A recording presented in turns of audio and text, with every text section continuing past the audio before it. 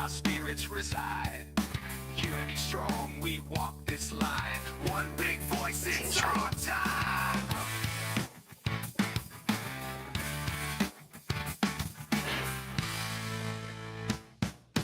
Generation fighters take the stand. From shore to shore, we reclaim the land. Grit and glory in every strand. In Jersey Shore, we make our stand. I took it off. Hello, everybody. Welcome back to the Jersey Shore podcast. That's S-U-R-E because we are always sure. Coming to you live from First Women Live Studios under the Great America's Pulse Network.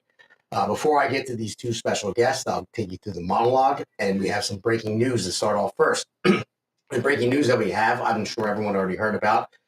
Former FBI Director James Comey spelling out words in the sand out of the seashells, actually calling for the assassination of President Donald Trump, which is ridiculous. So we'll get into that in the monologue and go even further into it. Before I get into Joe Biden administration and everything else that came about over the weekend, my heart goes out to his family and Joe Biden because I don't wish that on anybody, depending on how I feel about them at all. I mean, I feel bad for him. I feel bad that he was propped up for the past 4 years as a president when he wasn't really capable of doing it. I really do deeply feel bad for the man, even though I disagree with everything that he stands for. He's still a human being, and I feel sorry for him. I don't wish that upon anybody. So before I go into monologue, I just want to talk about one thing: treason or not. So you tell me at the end of this. So in a world where information moves faster than we can even process it, where every one of us is connected through cell phone, social media, the internet, 24-hour news cycles, you would think it'd be impossible to hide anything, let alone the decline of the most powerful man in the world. But what we just witnessed was the biggest cover-up in United States presidential history, and I'll tell you why. Joe Biden's physical and mental deterioration wasn't a Republican talking point. It wasn't a social media conspiracy. It was obvious. It was visible.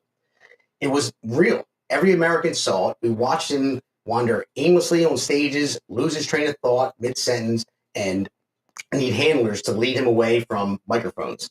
This was not political theater. This was a man unfit for office, propped up by the most coordinated, corrupt network of Democrat operatives this country has ever seen. It's pretty bad, guys.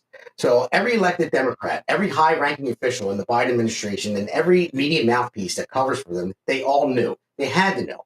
And instead of standing up for the American people, they gaslit us. They deflected, they lied, they mocked, and manipulated. There's nothing to see here, they said. He's fine, they told us. While the world watched the president of the United States slip further and further into cognitive collapse. And now, after years of silence, denial, we're suddenly told Joe Biden has stage 4 metastatic prostate cancer, a cancer that takes years to reach that stage. Years to reach it. Which means they knew. They didn't just lie about his mental capacity. They hid the fact that the president of the United States was dying. Now, let that sink in for a minute. They hid the fact that the president of the United States was dying. This wasn't just immoral. This wasn't just un-American. This was a dereliction of duty on a national scale. This was a massive national security crisis. If I were China and I saw the United States had no real commander-in-chief at the helm, I would have invaded Taiwan that week. I would have crippled our military and our economy because there was no leadership to stop me. And don't think for a second that our enemies weren't calculating that exact same scenario. So that begs the question, who was really running the country? Who was behind the curtain? Who was using Biden's auto pen to sign executive orders and blanket pardons? Who was giving directives while Biden was barely coherent on camera? Because whoever it was, that's who should be in handcuffs today. What we witnessed was treason of the highest order. It left our nation vulnerable militarily, economically, and spiritually. And the only reason we weren't attacked on every front is because our enemies feared the one man who's proven that he cannot be bought, Donald J. Trump. They knew Trump was coming back, and that kept the wolves at bay. And if that's true, then you have to ask the next question. Who was behind the 2 assassination attempts on Donald Trump? You think it's coincidence? You think it's unrelated? Because I don't. And now we have the former FBI director, yes, the same FBI that covered for Biden and his family's corruption, spelling out messages in the sand to assassinate Trump. This isn't just politics anymore. This is war. This is sedition. And it's happening in broad daylight. And when I mean war, not physical war, but literal war at this point. There must be a full investigation, not a whitewash DC hearing or a closed-door committee, a real public investigation. The American people deserves answers, and those behind this cover-up must be held accountable and thrown in prison. Because if we let this go, if we shrug it and move on, then America is already lost. This is Damon Galdo, and you're listening to The Jersey Shore. Don't forget to think, question, and fight for your country, because no one else will. Now, to bring it to our special guest here. So, and you know what? I'm going to let you guys introduce yourself. Go ahead. Jen? Hello, everybody. I'm excited to be here. My name is Jen Reppert. I'm the Delran Republican Municipal Chair. And so also... Steve? Steve Grello. I'm also on the Delran Republican Committee. I'm also on the Recreational Advisory Committee in Delran. And I'm pretty much I do research. I'm a utility guy, tech guy. I do a lot of different functions and things within our committee. And I try to do many other things for our town that maybe it's not part of my duties, but I do put research reports out there to help the mayor, our newly elected Republican mayor, and our educational things, and especially on my website, which we'll talk about, I guess, in a few. Yeah, sure. I mean, before we get out of the monologue and in the seconds, I just wanted to ask you guys. Well, first thing I wanted to ask you. Now, everyone, I met Jen and Steve through Justin Barbera, great guy, running for governor. Wish he had more support behind him, but he definitely has a political future in front of him. Absolutely. He's a great guy. But when I was talking to Jen on the phone, first time we met, first thing I said, "Well, are you from Philadelphia?" All right. And she's like, Philly accent, how do you know? I'm from Philly myself. So before we get into it, I just got to ask you this question. I'm originally from Fishtown, so I'm just going to guess. And we didn't talk about it before. I'm going to go with Port Richmond Northeast. Well, Mayfair. Mayfair Northeast. What's your number? Yeah. Okay. What about me? I was close. You're from Philly too? So I was 11 years old. You're from South Philly. Nope. No. Almy. Almy. All right. Okay. That was your next Cardinal choice. Doherty area. Oh, Doherty. Okay. Yep. All right. But it's So- like this: you can take the girl out of Philly, but you can't take Philly out of the girl. That's And the right. guy. And I was And the out of there. I got out of there in 1980, so it's a long 1980, time. that's when I Yeah, came I've been around a long time. Same.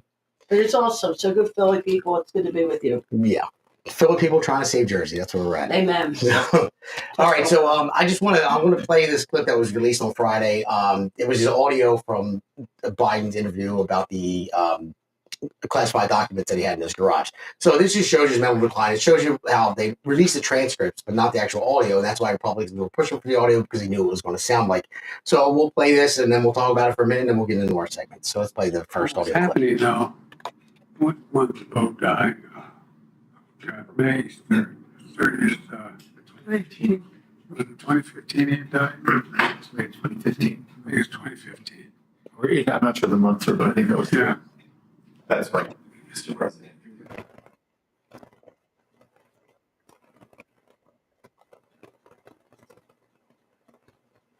So now with that right there, he forgot the year that his son died. And you could tell he's declined, and you can just hear it in his voice. He doesn't know his own. And the question that was asked him was, where did he store his classified documents? How did they get to his garage? That was the question that was asked. And he just goes right into Beau Biden and him dying, forgot the year, forgot the month, and they had to help him along with those dates. So then we'll just finish the rest of the audio right here and just listen to the rest. And what's happened in the meantime is that and Trump gets elected in November of 2017, 2016. All right. So, what about 2017? That's when you left office, January of 2017. Okay. But that's when Trump gets sworn in. Right. January. Right. Okay, yeah. And in 2017, Beau had passed, and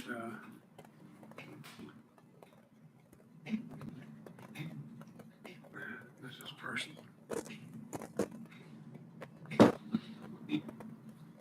the genesis of the book and the title Promise Me Dad was I know you're all close with your sons and daughters, but Bo was like my right arm, and that was my left. These guys were a year and a day apart, and they could finish each other's sentences. And Bo, I used to go home on the train in the period that I was still in the Senate. Anyway, do you remember? There was pressure, not pressure. Bo knew how much I adored him.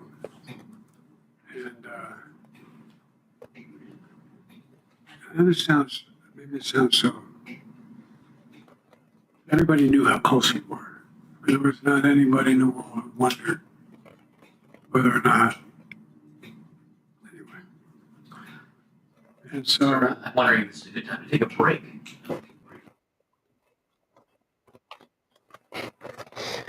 All right, now listen to that. It was tough to listen to because it's a man it's in serious decline. He's holding on to his son dying. He doesn't remember the dates or anything like that, and he couldn't answer the question. I mean, just that right there. I mean, that's like elderly abuse. But he's a leader of the free world, and he's supposed to be protecting this country, and everyone he represents in this country. So, what do you think about? I'll go with you, Jennifer. Well, I have a lot to say. First of all, I believe that election was stolen. So Trump got 81 million votes. So he's not there. That's treason itself. I don't think he legitimately won that election. That's number one. Number two, that the train he talked about when he was in Senate, I've gone down there in the late 80s for conferences for my job. I worked in Center City, and I actually met him. I sat next to him. And I'm just saying, that's not him. I don't believe that is Joe Biden. I've met the guy. I've spoken to him as when he was old. You know what I mean? Mm. And that to me is an actor. So you could say it's conspiracy theory. I don't think it is. I think that I'm correct on this, and I'm not the only one that says it. I think the actor's name's like Alan or something like that. Got to tell the truth. Jim That's all. Carrey. It's people don't want to hear the truth, and it is what it is. So I'm saying that's my opinion. So what do you think? It was like Yeah. that movie Dave. Remember that movie Dave where he looked like the president? They got him in there. Yes, that was a great movie. But also, what's that other one? Wag the Dog is like that's not specific, but those sort of things. And also, we're just going to bring this up. Movies tell you what's happening. Messaging, yeah. Right, exactly. Messaging. They have to tell you what they're going to do before they do it. I don't know if you So ever heard of any of that, Oh, but sure, yeah. I mean, that's not. I'm here to talk about the talent stuff. Yeah, we're talking about this. Yeah, we're just starting off like. Well, I'll say something about it real quick. So it's either this is a great way for him to get out of being convicted because you can't stand trial if you have cognitive impairment or you're drunk or on drugs, or it seems more like he was severely cognitively impaired for a long time, which means who was running the country and signing with the auto pen all these executive orders and who was running the country, who wasn't elected. And that's, treason in and of itself as well. Yeah, no, absolutely. But who do you think was running it? Obama? I mean, if you were to or people the that we know go of, higher maybe than that. I think Obama, that they go higher Condoleezza than Rice, and Clinton. I mean, the whole gang of them. Yeah, I would say so. I mean, I would like to know. I mean, somebody should know. But I think it was if they're people that we actually know their names and not some rich unknown oligarch somewhere. Deep state that Trump would say. I'm just saying, and he nails these nicknames on things, and now we can say like fake news. Mm-hmm. So when Trump comes up with these things, like these nicknames for things, are great because as soon as you say fake news, you don't have to explain. Everybody understands it. Yeah, no, you're right. I mean, you think maybe these people are super unintelligent? I mean, this is like having 18-year-olds run our country, and they just make things up as they go along, and they just seem very idiotic.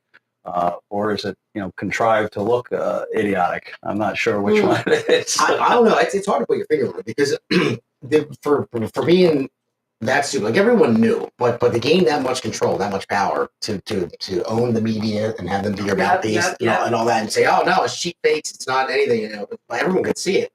But some people believe it. Like if you tell a lie over and over again, eventually people will believe it. Obama was good at that. Yeah. That's So I don't know exactly what. But the whole thing is like that this cancer is slow moving, very slow moving, prostate cancer. To get to metastatic and move to his bones, it would have to be diagnosed a long time ago. Right. So it's either like years. yeah. So it's Yeah. either he had it even before we became president, or say they do his checkups, and you know you could tell in the stage 1 through your blood work. So it's either he decided not to test for it for a reason because he was old enough to say, all right, well we're not going to bother testing for it because if he has it, he's going to die of old age beforehand, or they didn't want to know, or they tested him, he had it, and they treated him for it. How would that not get out that he's getting cancer treatment? Is it a legal obligation that they have to tell us? It's I not. think it is. They should. You don't think it is because I think HIPAA laws are still protected. I think it should be a legal obligation for the president to tell. I'm not sure if it is or not. but other presidents we've had, they've talked about their having physicals from their doctors and they came up clear. They've done it an awful lot to Trump. Yeah. You know what I mean, about his cognitive abilities and things of that nature. You know what I'm saying? Yeah. So they throw him under the bus, and there's nothing to throw under the bus. But then, Well, like I was saying, or the second part is they knew about it and they treated him somehow for it, but you can't tell how. But even the latter, the worst part is they knew about it, didn't treat him, and left him as president because they needed him to just stay as president. Whoever was controlling it. Well, they were auto-penning everything. Yeah, that's and Congress would have wanted to know this because if he wasn't able to run the country, then someone else, that Congress selected, in the proper manner, would have to be in charge. Yeah, Speaker of the House or whoever it is, but of course he's a Republican and they don't want that. Yeah. So I don't know what it was. Hopefully, it wasn't the worst case where they knew it and they didn't treat him for it because they didn't have to tell him. You wouldn't even know. but I also think they're trying to wake the American people up. This story is so ludicrous. People are now saying, like regular people that we know, like a ShopRite and stuff, are like, "Hey, wait a minute, this makes no sense." Yeah. Like, how does this guy have this cancer this short of time? Weren't their doctors? They were overseeing him and making sure that he was healthy. But then also think about it. They dropped this audio, which they've been asking for 2 years now. Yeah. They dropped it on Friday. And then Sunday, all of a sudden, bam, breaking news. Yes. Always distracted. Don't look over here. That's right. Yeah, don't look at my right hand. Look at the left hand over here. Yes. That's happening all the time still. Yeah. But we're having also, there's shootings, there's bombings at this fertility clinic, like out in Southern California. So whenever you see these things, again, it's like, look over here, that's something else that we actually should be looking at, but we're not because we're distracted over here. So. And who controls the news? Big Pharma. Yeah, exactly. Since they pay for all the ads, they get to select the programming and dictate to these news stations what they're going to say. I mean, you can see they had 83,000 viewers, they said, at the peak. Yeah. CNN. So obviously, I mean, a lot of us talk about it and a lot of people know about this. The pharmaceutical companies are paying millions and millions of dollars for the ads and you don't see any other ads. So they're dictating the programming. So they're able to still do that even with this Trump presidency, which, is not under the executive branch to control the media. Yeah. At least in the proper way. Yeah. But could they cut like RFK cut off saying that, these companies cannot advertise on TV anymore? Because back in the day, we never had those things were on TV. Do you know what I mean? Yeah. So now all of a sudden, but we would think that when they had these commercials about all these pills and stuff you could take, it would undermine doctors. Like I've talked to my doctors and be thinking like, I'm a doctor, I have the medical background. Now you as a patient say, hey, I saw this commercial, I want to take this pill. Just like when you see something on the internet, they don't want to hear, oh, come on, you saw it on the internet? I don't want to hear this. I'm a doctor. So I'm wondering if they're going to get cut off that way. That's what I'm thinking. I didn't even think of that. So hopefully, wouldn't that be great? Yeah. Absolutely. RFK's taking care of it. Yeah, we'll see. We'll see what happens. I think he is. Well, how it happens. Well, let's just talk about it. Let's move on to our first segment. I'll talk to these guys about how they got started. So, segment 1 is called Grassroots, as you can see up on the screen there. So basically, it's grassroots. I'm going to ask. I'll start off with Jen, and how she got started in this journey of what she's doing. We'll get that in the second segment of how she's accomplishing it. But I just want to know what got you started, and then we'll go do that. So it's an interesting story. So what Steve Lonigan ran for Congress in CD3. Mm-hmm. So in the Republican Party again against some other Republicans. So he had a TV commercial, and I was like walking by the TV, and I heard this like candidate politician guy saying things that I never heard any politician ever talk about. And it was all about Constitution and liberty and things of that nature that resonates in my heart. So I immediately went to the website. I looked up his campaign, and I volunteered, and they immediately called me back. And it was just amazing, and that's how I got started. And then I joined the Tea Party. I mean, Steve didn't win, but on this journey, we find out some things we don't win everything, but it was just a level to get us to the next step, to meet that next person for the next opportunity. And so I joined the Tea Party, and then we started. I got training at Center for Self-Governance. About like 200 of us in New Jersey were educated in that training, just about how to civic-minded people engaging in their government, like we the people. Mhm. And then I just forget because there's so many levels. It just keeps going and going. Leadership Institute. Let me. I'm sorry about this. It's hard to tell your own story because it's like explaining how to drive. You just do it. So really what popped this thing off is my friend Eileen Blindstein ran for state assembly in Burlington County in LD7, and I helped her with her campaign, and we went door knocking. We hit probably like 5,000 houses, and I always stayed away from Delran because I thought it was a very Democratic town. There were never there was always Democratic politicians that we had there, and but I did all the door knocking for Eileen since I lived there, and I found out that was not true. They were just regular, wonderful people. I'm not saying that Democrat regular people are wonderful, but I'm just saying there was more of a conservative town than I thought, and I thought, well, we have something. There's a possibility we could do something here. So then the chair of the Burlington County committee had said, hey, look, why don't you become the chair of Delran? Because at that time, the Republican Party was flatlined. There was nothing going on. And we had a mayor who everyone knows is corrupt, and people wanted him out. He was just hanging around too much and too long, and it was time to get him out. So that's how I got started, and we found our candidate Barnes Hutchins, and we got him elected. So we have a Republican mayor, and we have our committee's been growing by leaps and bounds. And again, like I said, Delran was flatlined, the Republican Party. They had nothing.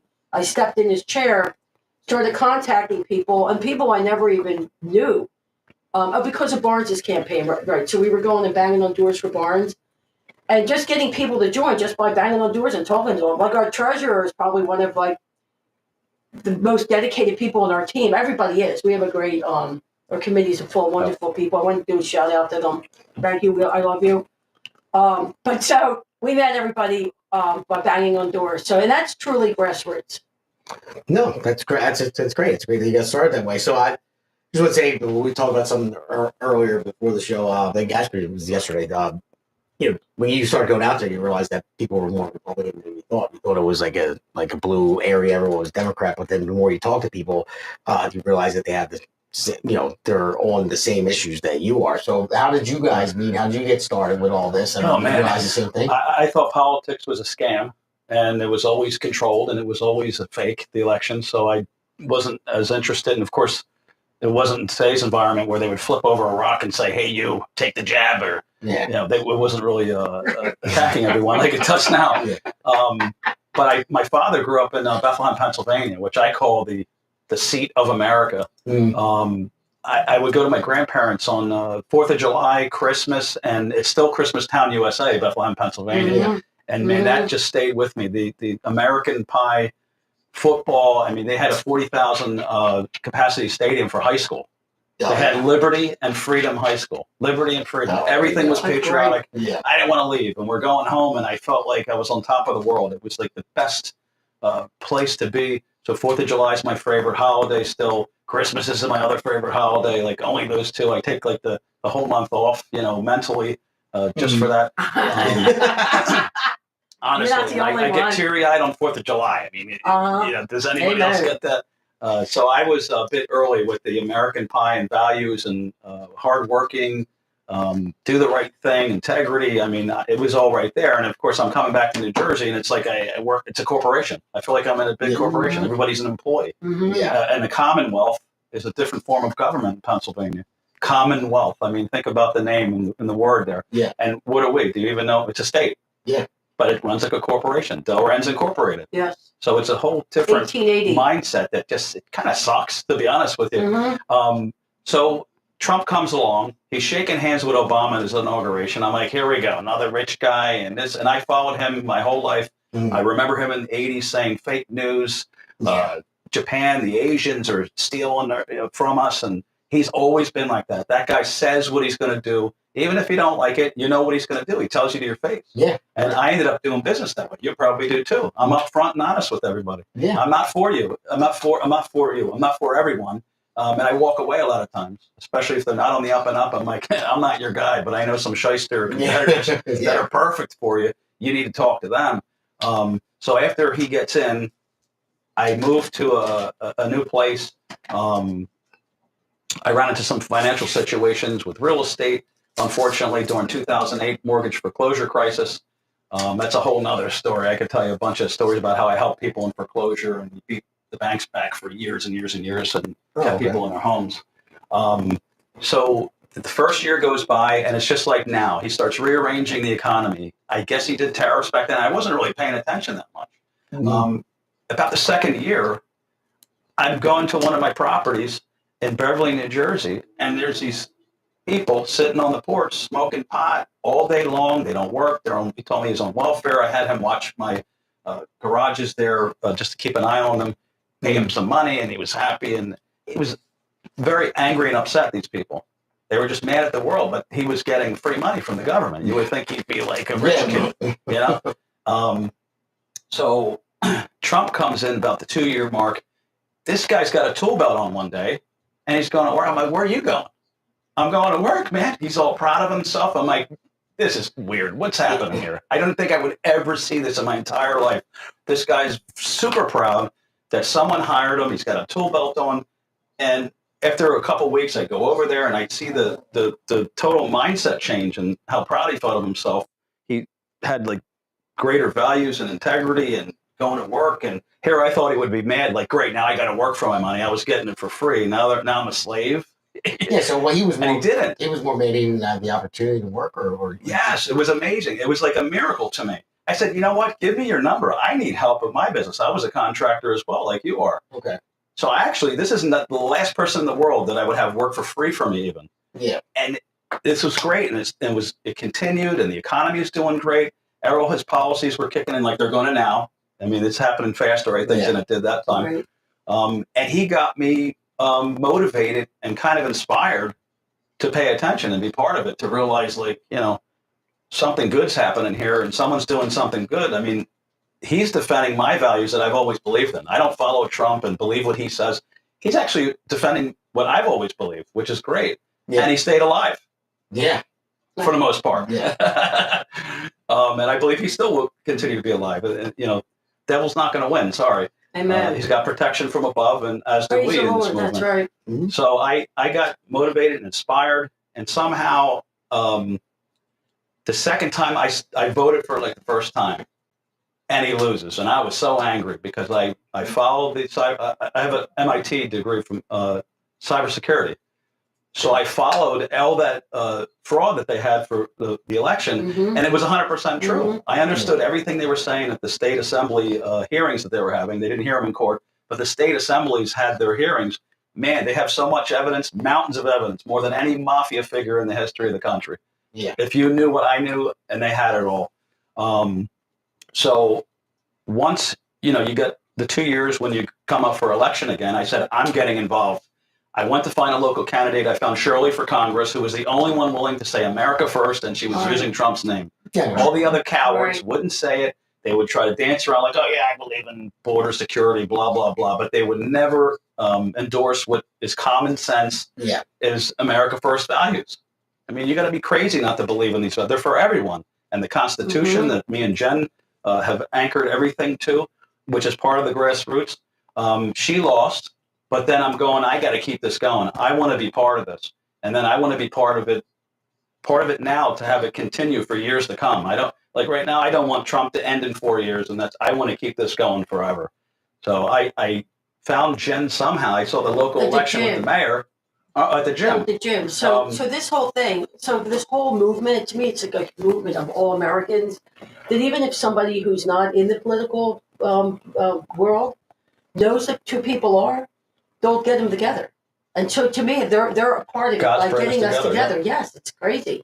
Somebody at the gym heard the way I was Beautiful. speaking. He said, "I got someone for you. You got to talk to this Jen person." I said, "Sounds like it." Here we showed up one day in the gym, and I talked to her, and I was a little skeptical if she was as patriotic as I was, and if she was for real or whatever. Mhm. We started talking a little bit more. Next thing you know, I'm knocking on doors for the mayor. Right. Try to put in whatever time that I had. I always had to run out for work a bunch of times. We always have fun door signs. knocking too.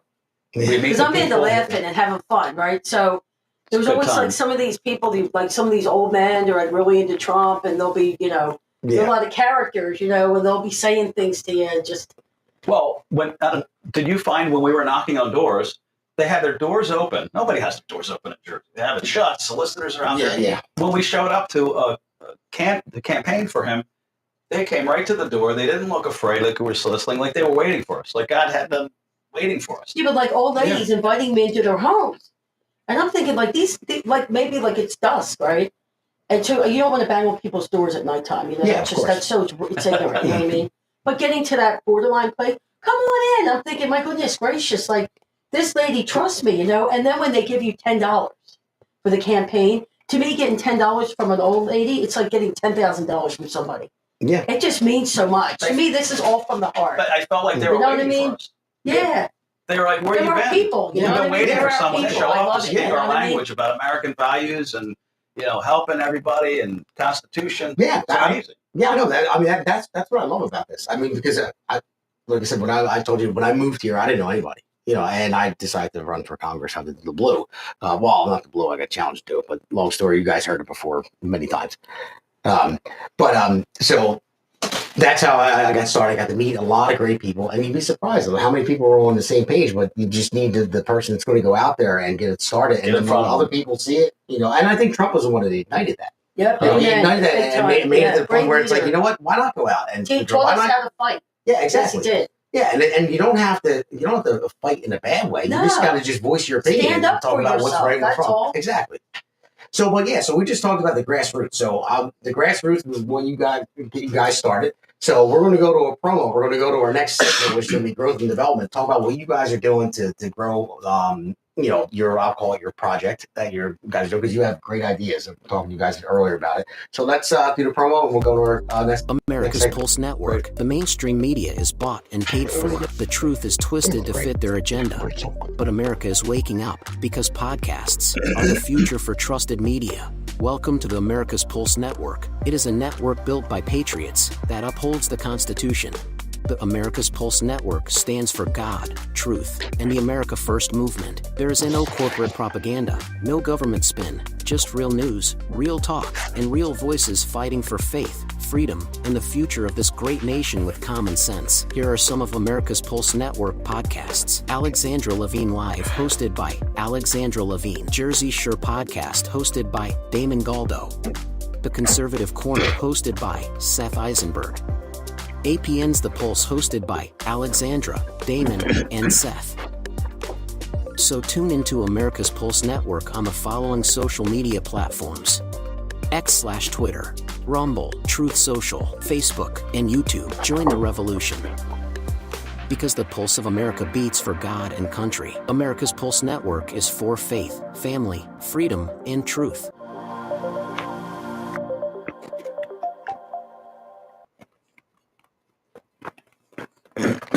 All right, everybody, welcome back to segment 2. So we've talked about the grassroots stuff, what got these guys started, which is great, good stories, by the way. And how we were talking about how we just meet people randomly. As long as you believe in something, and I only think I had it on earlier on my shirt, to believe in something, even if it means sacrificing everything. And talking about how God lays out a different path for you. And I tell people all the time, I'll say this for probably 1,000 times on this podcast, you don't have to believe in God to believe in the values. This country was founded on Judeo-Christian values. And it's fine. They don't believe, but if you believe in those values and live by those values, that's what made this country the greatest nation, ever to be on this planet. And I think that we are losing that, and I think we're losing it because I was telling Jen the other day that I believe that Republicans. I'm not saying that it's lazy, but Republicans tend more to be family people. They have kids, they have jobs. They're more family oriented. So when you have a family, you go to work full time, come home, eat dinner, take care of your kids. Go to sports. I mean, obviously, I talk about all the time. My daughter's in lacrosse all the time. My son's playing baseball. She's in band. I mean, there's always so many things to do.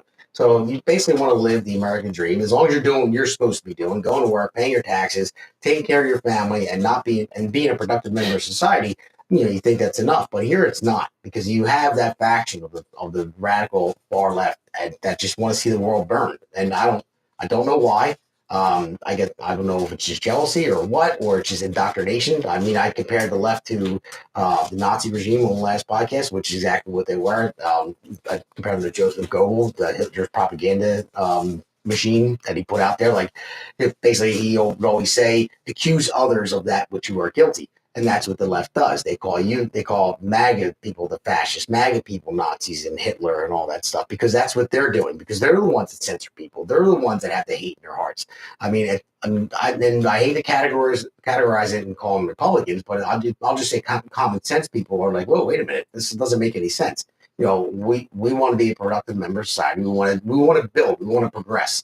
That's what it's about. We want to innovate. But it seems like the left, they just want to see the world burn. They don't care. They don't care about anybody but themselves, and maybe their cats at home. That's about it. But that's why normal common sense people came out to vote on November 5th for Donald Trump, and that was a majority of the country. And now that gave people the opportunity to wake up and say, you know what? I mean, I'm not rich and powerful like Donald Trump. I'm not as popular as him, but guess what? My voice can be heard, and you can see it. Even as much as they tried to bankrupt Trump, they tried to imprison him, they even tried to kill him, and he's still going. So I think that empowered a lot of people to realize, you know what, we should do the same thing. We can't take our foot off the gas just because we won the election, because Trump's not the end all be all. I would say he's the start of it. And he was the spark that ignited this movement of just common sense, regular people that just want to live a normal life and be happy. We don't want to hate people. We don't want to do any of that. But as long as you get out there and talk to people and you get the message out, and you can motivate people, because people see it. I mean, I was motivated by many people, and I was actually, you guys see Peter Sykes, who's actually running for assembly in Camden LD6. Pete and I met at a movie theater. Just happened to run into each other. We started talking, changed numbers, and then he's my co-host on the radio show, and he's been on this show many times, and now he's running for assembly. So he's like, my life flipped around in 8 months. I can't believe it. And that was just because we met and we started talking, we had the same ideas, and Pete is a very positive guy. I mean, that's how it works. And I met Justin Barbera. He was on the show. Justin, great guy. And just meeting Justin, and then Justin and Pete were actually hanging out talking, and that's how I got to meet these two people. They're great. It's just like-minded people that want to see something good. They always say that the only thing necessary for the triumph of evil is for good men to do nothing. And that means women too. It just, I get it. Exactly. Yeah. You're good. So second segment, actually, I want to talk about growth and development. So I guess I'll start with you. So now you know why you guys started this. So what are you guys doing to keep it going? What do you have going on? What is your platform? What are your websites? What are your? I'm going to defer to Jen first, because she's Okay. good with. So with the growth and development, the one thing, and a lot of these towns do that, you have your Republican committee, and it's a man and a woman in each district in your town, and they are actually elected by the people in that district. So we have that, but the other thing that towns have are clubs. So they're not as legalistic, or like we have to file with the NJLAC, the committee, and because it's about running campaigns, the committee. Yeah. And all that. But the club is just for the Republicans in the town to kind of get together. And what we've been doing with that, so we're building that right now, the club. And so with that club, it's going to bring awareness to the candidates, to the issues in the town, of education. We've been doing education. We've only had 4 or 5 meetings. So this is we haven't been doing this that long. And so we've been like showing movies like Monumental. That's about America's true founding with the Puritans. It's the story's not anything like what we've been told in school. It's very, very deep.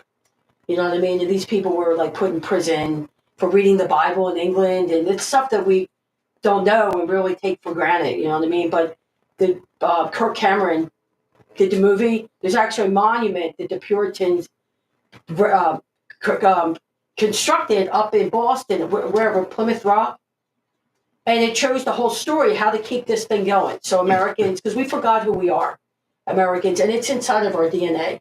Do you know what I mean? It's here, the liberty and freedom. And I think that's what this is all about. All of us are coming back to our roots, of really who we are. So anyway, we did that. Then non-compliant, we had that movie. We've had Steve do presentations on Petition for referendum. they're Which is like powerful. remedies for we the people, like we go into the township and they're like, we'll want to do something, put something on the ballot. Oh, well, we have to ask the lawyer. And our point is, like, you're working for a corporation. Like, this lawyer has a bar. That's not we the people. They're two different things. We 100% of all the power comes out of the people. 100%. Whether we want that or not. That's true. And, and that comes from God. And Thomas Jefferson said that. Do you know what I'm saying? So I didn't make it up. He said it. So so we're doing that. And then having candidates coming to speak. So the other thing I want to talk about real quick, as the municipal chair, I personally don't believe it's my point to endorse any candidate during the Republican Primary. because I know that the county does it. And so right out of the gate, these candidates are screwed. I don't know if I can say that word, but like I'm just talking Burlington County, they back Jack. You know what I mean? And that's the way it is. They're going to back Jack, so everybody else is out. Do you see what I'm saying? And there's 40 towns in Burlington County. I don't think that the Republican chairs or the township chairs or the county really has a right to speak for the people. So what we've been doing is giving every candidate an opportunity to come to Delran and speak. Like Mario Kranjak, he's coming on June 2nd. He's going to do a town hall. He was supposed. So our last club meeting was this last Thursday. I called Citarelli. His person called me, and he's busy, whatever, and never bothered calling back, which is fine. I don't. It's not a personal thing. I don't care. Spadia, his person never bothered to call back. Couldn't get Bramnick's number, so didn't call him. Called Justin, immediately called me right back, and then called Mario, immediately called me right back. But Mario got called down to D.C. So that's interesting. Do you see what I'm saying? So it seems like good things are happening with the Republican Party. We'll find out, right? But so we have the candidates for the people in the town to be able to hear everybody so that they can make their best choice. The voter, not us not being told who to vote for. We figure that ourselves. And so what else are we doing? There's other things too. The programming with education, I think, super important. We're created under the Faulkner Act in Delran. I don't know what Deptford is here. So under that Faulkner Act, there's remedies in there. It's only about 40 pages long, this document, on everything that's going on in the township and how it's organized and how everything's supposed to run and work, and basically the bylaws of the town. Mm-hmm. So within that, we find, and this is many towns in New Jersey, what you have is a very powerful tool called Petition for Referendum. Mm-hmm. So I heard Fulop mention this when I was spying on the Democrat debate today. So I went to hear what crazy things they had to say, which is just crazy. Mm-hmm. They actually mentioned it, so they know about it. But for us, like, we had an ordinance that they wanted to pass to do inspections for selling your property, $200, full home inspection, plumbing, electric, just like a rental inspection in some of the towns. Mm-hmm. Okay, but this is for homeowners who are having maybe an as-is contract. I want to buy this property as is. The township goes, no, we're going to inspect the whole property, and if you don't fix all these things, you can't move into the property until they're fixed. There was jail time on there. Really? In our town. I mean, that's clear constitutional violations and everything. I'm sorry to interrupt. Yeah, no. That's on my mind. So what I found, because I'm a great researcher and I, am guided to find these things, petition for referendum allows us to stop that dead in its tracks. So they pass it. So our town was customarily doing first reading, second reading, they pass it, and then public comment, which is totally skirting due process in the constitutional law, which a lot of people don't know, but they're finding out now because we're educating the public in public meetings and at our meetings.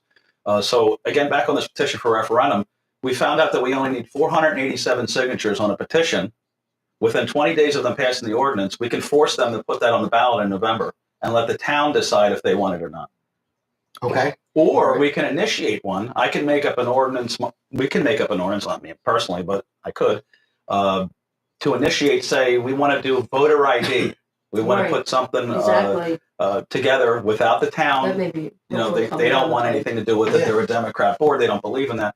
We can get 487 signatures, force them to put it on the ballot to see if the residents want to have that or not, which is great. I mean, So, No, it's awesome. That's so great. the other thing we've been doing, we've been getting great traction, is putting the agenda out on the big, these social, like these town pages, Mhm. to have everybody read the agenda. So at least if they don't go to we encourage you to go to the meeting, at least to read it so you know what's going on. And then it's because they YouTube video it, to Yeah. immediately post it out. Well, what do you guys So we put get it on? big- Do you have social media? Do you have websites? So I They have show? the Delaware Republican Facebook page.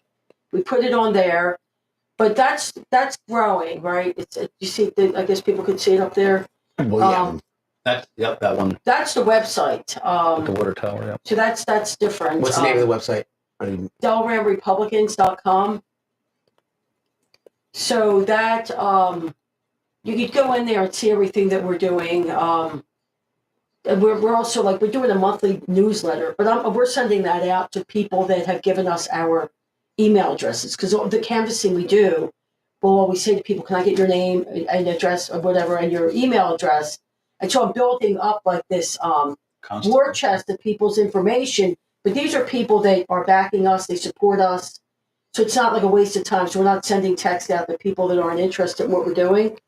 So, so we're sending out those monthly emails, and if we go, we're a very solid team, and we're growing. There's probably about 20 of us. Whatever. I guess the number doesn't matter, but going to school board meetings, right? No, that's So, but putting them in these newsletters so that the people in the town see exactly what's happening, not censored by the government. Where they're going to tell you what they want to know. No, we're going to tell you exactly what's happening. Or not tell you at all. Yeah, I'll tell you it all. They're basically taking orders from a third-party company to pass all these policies, like DEI, affirmative action, the 5756 policy, where they don't tell the parent that the kid is transgender. The school hides that. I mean, we have that in our town. We're one of the 20 school districts, and they don't cut back they on don't the tell funding anyone. too. So we're making we them aware. got cut back on the money, $717,000, and they're giving Trump the finger, saying "F you, we're going to listen to fight the it. state." Yeah. It's just it's mind-boggling. It really is. And then they're coming around crying, "We have no money. We need to raise taxes," stuff like that. So Because they're not complying with federal law, which is ridiculous. but then they'll force you to comply when it satisfies their needs. Oh, of course. But when Rules for thee and not for me. Well, that the whole the school system to me is Marxist. That's just and the roots in the public school system comes out of communism. Yeah, absolutely. Was that John Moody? I think is that one of the people. Really Yeah. disgusting people. I just recently learned about these people. So I mean, obviously, with the public school system, they're not going to teach you to learn how to question them. No, what I mean, no, they you're want absolutely you right. just to work and pay your Follow taxes along. and shut your mouth. Right. Now, let me ask you guys something. So, I mean, of course, you're getting blowback from Democrats. I mean, that's the given. But, I always talk about the rhinos and the uniparty and stuff like that. Are you getting any pushback from establishment Republicans? Are they? Not within the town. We're getting it's been very receptive by the public. I mean, we have people I call self-spawning. So we bring our group there and some other people we know, but they're starting to see these township meetings and the issues we're bringing up. And it's mostly education. We're bringing it into the public meeting where people are watching it and hearing it. Then they show up and they want to talk about it. And I like to think we're inspiring people to want to speak up. Yeah. They're self-spawning. So we got people coming It's from, great. some of them are independents, maybe some are Democrats, I don't know, Republicans, and they're showing up and they're voicing their opinions now. So we've really woken people up. So we've seen them kind of, wow, people are paying attention now, and voicing their opinion, and it's against everything they're doing because it never involves asking us first what we think. They're just passing things, and we just have to, have it forced on us. And now people realize that they have a voice, and it does matter, and it's part of due process. 50 of us are in that meeting saying we don't want it. They really can't pass it. Okay. Everybody's against it. That's due process. Okay, we don't care. You spoke. We're passing it anyway.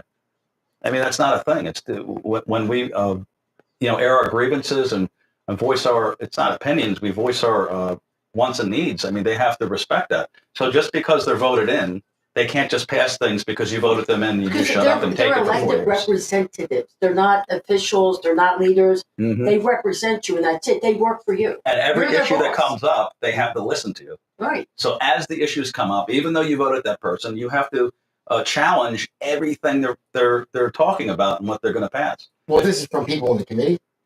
Yeah, the people on the Council. town council. Mhm. So they're not really giving us blowback per se. They're kind of shocked and surprised, and they should be. That And we're not people are going away questioning it. either. In fact, there's more and more people coming. Yep. And then what happens when Barnes won, the other two candidates that ran did not win. So the councils all stayed Democrat. So it's like 5 against 1. Mhm. And so, and we have to wait like in 2026, the ward spots will be up. So then Barnes has to wait a year by himself. And so our point is that we're going to have your back, meaning coming to the meetings, questioning things, reaching out, doing what we're doing, doing what we're supposed to be doing. Like Yeah. in a constitutional republic, you can't be free if somebody else is going to be over you. It doesn't, a constitutional republic isn't going to work by you just sitting down saying, hey, I'm going to let him do it. We've done that. And look what happened. You see what I'm saying? I think it's blown Well, up. we in our acquiesce. faces. That's the problem. It's Is we blown up in assume this that they're in country's face. control and they have the power, and because you're acquiescing, which means you're not objecting. Just like in the TV shows, I object. You know why they do that? Because as the other lawyer's speaking and saying something about you, if you don't object, you're agreeing with every single thing Right. they're I saying. said, yeah. So every Right. time you step out your door, you're acquiescing to everything around you. You didn't know that you could object and you can file a complaint, and you don't have to hire an expensive lawyer and take it to court. There's easier things that you can do that people just aren't doing. Mhm. They're kind of ignoring their duty and responsibility to being part of all these processes. And they do listen, and they will listen if you show up. But you have Trump now, so that's the other thing. What happened with me? Great I forgot to bring this up. So we had a situation where with this Democratic mayor, he had to go. You know what I mean? Mhm. So, and I thought nobody's stepping up. Someone has to step up in this town. So I thought, I'll take it over, right? But then I'm thinking to myself. So Eileen Blinstein and I went down to Leadership Institute. So I wanted to make a plug for them. They do training for conservatives of like running campaigns and stuff. And so we're winning now. We went down there and she won school board, Barnes won, based off of all this training. But what I was going to say, oh crap, I hate this. But so my thing is, so like the Trump train was rolling through, and I thought to myself, this is the time to hit it now. It has to be now. Yep. Like the people have to get on that train with him and ride it in, because we know that there's so many people that are for him. That I had to have a candidate. I mean, we still have the line. I don't know if I forget if there was the line or not. You know the line. The Well, in county line. 2024 it was, yeah. For Republicans it was in that election. Right. It was Okay. So after, then it was my done point after. is, so they got Trump up here. I had to have these slots fit in. You know, we had to have a good mayor just to be a part of all that, and so it's been working. And I think that Trump has awakened a lot of people. And they want us there. They want Republican candidates. The residents are saying, "Where have you been? That's what they're saying. Somebody, Ron, we want Yeah, you. so Where are you?" We had this thing called Delaware Night Out, right? And it was during the campaign. And I thought to myself, so for myself, I worked 37 years as an equity trader in Philly, but for like a Wall Street sort of asset management firm. So I'm just used to kind of like hustling, and just always having projects and pushing. Do you know what I mean? Yeah. So I thought to myself, we got to have a tent. I think the pictures are on the website from the Delaware Night Out. Mhm. And we had this big, huge tent, like a big, beautiful tent, like Trump would say. It's a Delaware Republicans Club. Barnes' dad made the sign for us. Yep. And like people came in like, oh my gosh, the Republicans are here. And I'm thinking, 6,000-7,000 usually, people. man, people, yeah. It's the National Night Out event, Mhm. and we just happen to have the biggest, better one. Oh, that's 6,000-7,000 awesome. people. So I went across the field to get something to drink. I don't know if you remember Al Harshaw had run for U.S. Yeah, Senate. I know Albert. So I like Albert. Albert, he Al was was great. episode 1, episode 2. Albert was in here. He's been here many times. So we're starting to really grow a great crew. Like I think we have real legs on us in New Jersey of good grassroots people across the board. But me and Albert went across to get a soda, and I look back, I'm like, holy moly, there were like 50 people in line. Yeah, no, Because that's we had right. spin wheels with questions on the Constitution, giving kids out flags, pins, very receptive. The people love America. and he went all over this Delaware Night Out. We had the shirts, Yep. the Hutchins, Spitch and Smith shirts, and the flags and everything. It was a really beautiful night. You know what I mean? No, that's We got to great. continue with that. Yeah, That's what I'm absolutely. saying. I mean, that's awesome because you didn't see a lot of that, and I think Trump opened the door for that because you had so many people that are afraid to be canceled.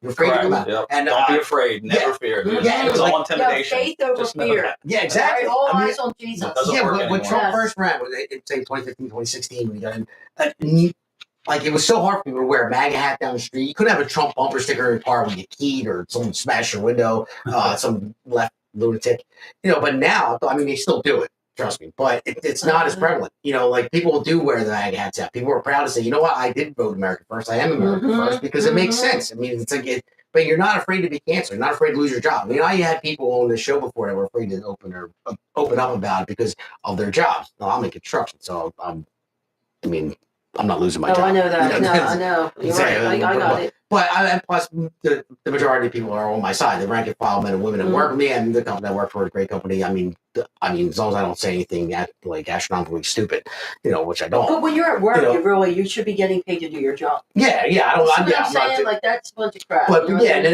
then while other people that had jobs where they work, just say they're a nurse, they work for like a law firm, they work for whatever it might be. They're like, oh, I got to be careful what I say because if I say something, my boss has become liberal. They won't promote me. They won't do this. And I think that's loosening. People are loosening up now. People are feeling a little bit more comfortable. Like, you know what? No, because what you're doing is not normal. Men are men and women are women. The men shouldn't play in women's sports.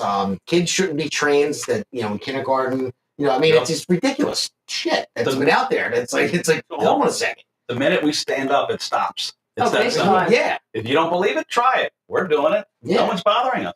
Yeah. I mean, and They're scared of us now because they realize that you're not afraid. The And we fear is just not your started. friend. I mean, like I said, the best is yet to come for us. I mean, I feel like we're going to continue to grow, and that's why we're kind of getting a little more structured. Like we're very good friends, all of us, and this is kind of like my posse now. Like they're running with the lions in town. You know what I mean? I love it, but we know that this thing's going to get bigger and bigger as things move along. Like with more of the truth coming out with Trump stuff and all that, and so I'm trying to like get ahead of that right now, so that we have like structure in place. You see what I'm saying? When new people come, they can just come right in and we can kind of grow. Yeah. You know what I mean? So I'm really looking forward to it. It seems cool to be a Republican now. That's It's what I'm absolutely saying. awesome. Like I said, I wanted nothing to do with politics. And this is for everyone. I mean, it's American values. I mean, who's against hard work and integrity and do the right thing and close the borders? Why would you be against any of it? Yeah, I know. That's an American. Exactly. We fell so far by the wayside just by letting things happen and the cancel culture and everything else, and letting the people get on TV that these Hollywood was taking over, all the news media was taking over, and then we find out that our own government, our own taxpayers, were funding some of these news That's agencies it. to I say think this. when that Who knew? USA stuff came out, Yeah, it's like, you're like, what? wait a minute, this football player got $20 million to take the jab. Like, so I'm like, I'm no more of the NFL. I mean, I hate to say that. Sorry, I'm an Eagles fan. Well, we knew they were And I get squandering our people money. worked up. Remember the $5,000 hammers in the White House and all that Right. stuff? Mhm. But $20 million goes to Africa for transgender surgeries. And you're thinking they're giving it out to their contractors, their friends, and they're trying to change everybody, whatever. The money never went there. It went back into the pockets. Yeah. The Yeah. campaign contribution. Like It it's never like even a left washing Who machine. knew? Yes. Yeah, I watched the whole thing with Jesse Waters when he had the interview with the Doge team, and everything they brought up. I mean, it was unbelievable. It's like, wait a minute, it never all the money going for like alpaca, like, Alpaca trans surgeries. yeah, whatever it was, but it never even left Washington. Like it would just go to some kind of firm, that was going to allocate the money, and then it just circles right back in everyone's pocket. Then Circular. you It was look all at circular. a congresswoman has $300 million homes. Like, do the math. Doesn't I know. this? What I'm Yeah, how's saying? AOC worth $20 million? Well, insider trading is legal for Congress, which is ridiculous. Yeah, How is that But legal? Even aside from I that, know. you can just see, and I agree with you that it's absolutely wrong. Like me working for an investment firm, we weren't allowed to participate in any IPO, even if it's some just say $100 million deal. Then I'm going to buy 1,000 shares for it. Like we all get shut down, but they don't. Conflict of interest, unethical. I mean, it's common sense. that's why I love Senator Josh Hawley. He's dead set against that. He's been trying to pass a law that Congress and Senate should not be allowed to be involved in the People stock have been market. trying to do that for years too. Yeah, I You know what I mean? And it's just so then But like to me, it's a uniparty. I mean, I'm not bad mouthing Republicans. Like I said, I support them. I'm one of them. But I'm saying at some point up there is a uniparty. I mean, we do have good conservative Congress people and senators. I'm not saying that, but some of them, like a Mitt Romney. You know what I mean? Yeah, well, I'm not going to.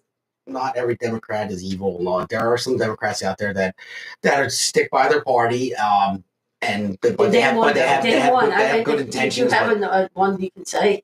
What? Do you see what I'm saying? Well, how about this? I will tell you one thing. I haven't come up with one. I try to think of it. Fetterman, I'll say from PA. Okay. Now, I thought that dude was. Listen, I'm not saying he's great, but that guy, when I first got elected, I'm like, what is going to happen? We're electing this now, and then finally after a stroke and all that stuff, and he started talking. He was kind of like the shock of the year for me because he talked more common sense. He was still leaned left, obviously. He voted with his party, but he would say things that were like, okay, that were somewhat common sense. And I got that little bit out of him that realized, okay, this guy does have a little bit of common sense up here. But you watch. I don't agree with his policies. But you got to watch. He's going to vote for the party. Flapping one thing, and you got to watch. And you're like, dude, they all would vote. Like, let me just say, like, boys and girls bathrooms or something that's blatantly against the American people to hurt people, they would all vote for it. And that all this, not all the Republicans, some of them would vote their way also. Yeah, I'll talk. Listen, it doesn't matter if you're not doing what's right. You're not doing what's right. So, when you're a Republican, not because I know there's unipartiers, rhinos out there, and I asked some rhinos and made fun of it and had a good time doing it. And just like I'll do this now. I got this the other day in the mail too. So I knew this was coming. I knew it. John Bradman. You sent this flyer to my house, okay? Now, so stop the press, everybody. In case you didn't know who to vote for, this will tell you everything right here. John Bradman, and a stand-up comedian by night. Are you fucking kidding me? That's what I said. Yeah, like that's what you're running on? First of all, he brags about being the only Republican elected in the Democratic area so many times. He's endorsed by the Philadelphia Inquirer, owned by the Norcrosses, by the way, which is Democrats. And he is pro-choice all the way, and he calls himself a Republican. I call him a rhino. But I just had to show this. I got this flyer about senator by day, fighting for taxpayers, and a stand-up comedian by night. But this is comical, by the way. So, yeah, maybe you are funny. So I'm sorry, buddy. And you didn't come on my show, by the way, so that's why you're getting this too.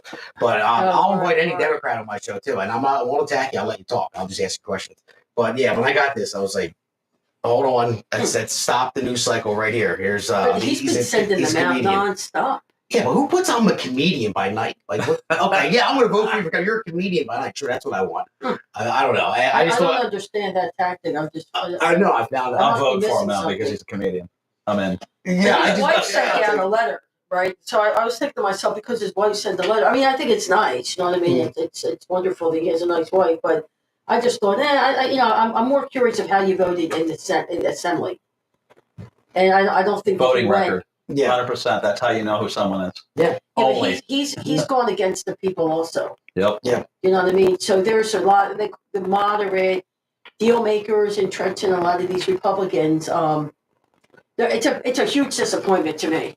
Because before I started with the chair in Delran, I used to go up to, because again, I thought Delran was this huge liberal sort of town, and I thought, I'm very passionate about doing all these things for the American people. So I used to go up to Trenton a lot and testify at the Senate and Assembly with other various patriots. I'm sure you probably know them, people like Dave, stuff like that.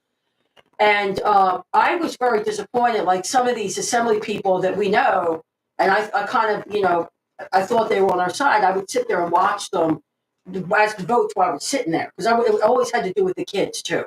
Because that's something that, that's the worst of all this, the way the children are being handled at the schools. Absolutely. And the adults have got to be there to fight for these kids. What kind of culture do we have that, first of all, we kill unborn babies? That's number one. And that we don't stick up for our children. It just makes us shit, as far as I'm concerned. Excuse my language. But then I saw these Republicans vote for them. I would watch it happen. I don't have to watch the TV. You just have to get engaged. You know what I mean? But it's just disappointing, that's all. So that's why, for me, I personally back these grassroots candidates. You know what I mean? I feel like they have guts. They're not bought by anybody. Yeah, no, you're right. Like, I'm just saying, that lady, what's her name, that's running for governor? Vicky Sherrill. Vicky Sherrill, yeah. Her and Citarelli, if you look at the NJLF reports, they both raised $10 million, right? It just came out like last week.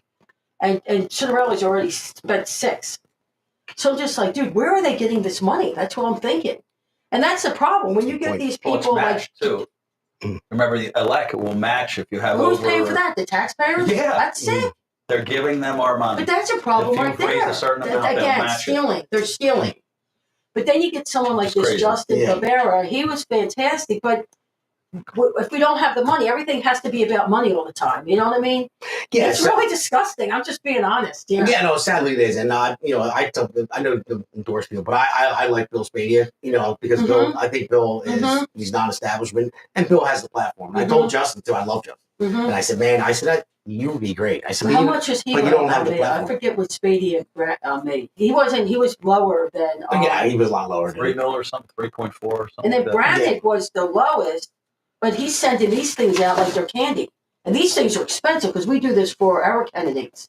And then, again, us little town people, I've got that kind of money. But I'm just saying, he was doing these non-stop like almost every day. Anyway, I digress. I apologize. Oh, no problem. So, all right, yeah. So that's where we're at with growth and development. So we'll go on to our next promo or our next segment, which is basically the objective, the end game, like what you guys. Our final goal with the accomplishment. So let's go to our next Welcome to promo. We'll go into America's segment Pulse 3. Network. This is APN's very own White House correspondent, Alexandra Levine. Hello, everyone. This is Alexandra Levine with Alexandra Levine Live on the America's Pulse Network. You are all in with Alexandra Levine. We are still waiting for someone from the White House to come out and tell us what transpired between President nice. Thank you. on that call today. We are here live at the White House. We're waiting for White House Press Secretary Caroline Leavitt to come out and tell us about the updates of today, the call between President Trump and Vladimir Putin, what transpired in that call. Subscribe and follow America's Pulse Network on the above social medias.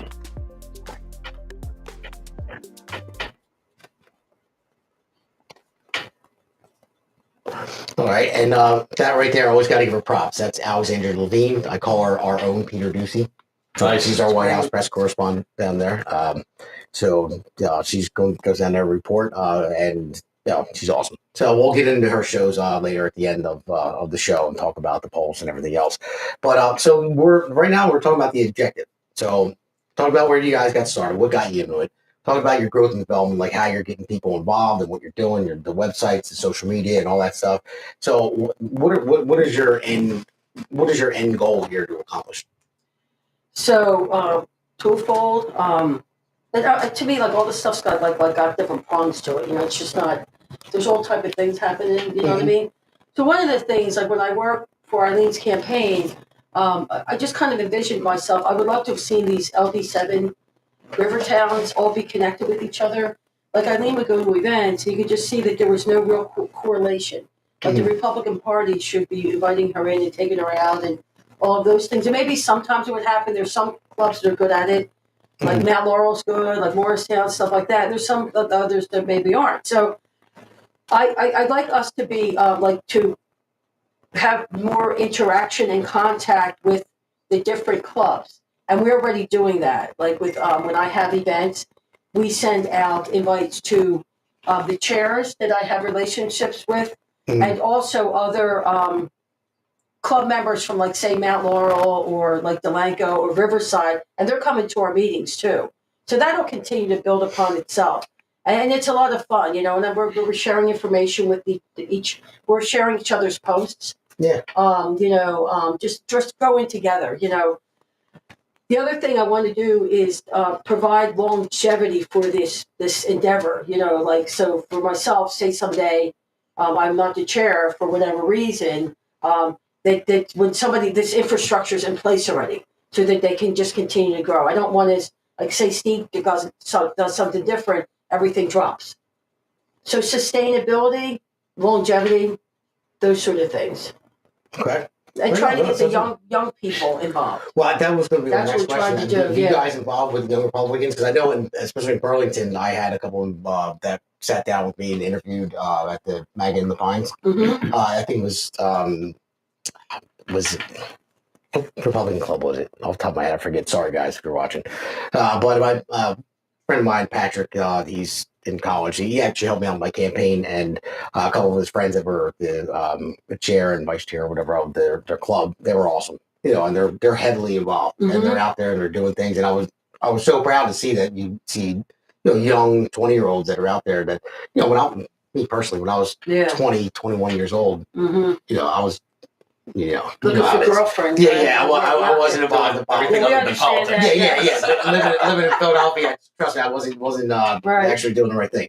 But it was just about myself until I grew up and were married, kids, and then we become adult. But seeing these guys involved at a young age is great. So you guys involved in Young Republican Club? We're going to start it. I just brought my neighbor's son to the Leadership Institute. He actually went all the way there for training, and I suggest every Republican would-be candidate, support staff, or whatever. I mean, these trainings are basically free. I mean, we went for $20. They had a whole day of how to campaign, how to raise money, how many times, 7 to 8 touches you should have with every constituent.